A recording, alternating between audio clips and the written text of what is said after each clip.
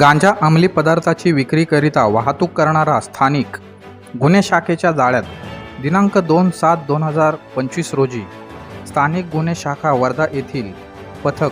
police station Ramnagar परिसरात अवैध धंद्यावर कारवाईकरिता रात्री पेट्रोलिंग करीत असताना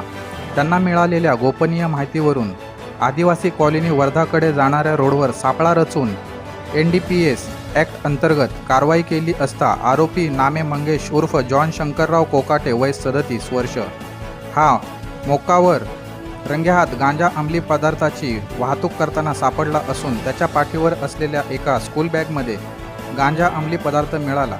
सदर गांजा अंमली पदार्थ आरोपीने यश याच्याकडून खरेदी केल्याचे सांगितल्याने जागीच जप्ती पंचनामा कारवाई करून ताब्यातील आरोपीचे ताब्यातून निव्वळ गांजा अंमली पदार्थ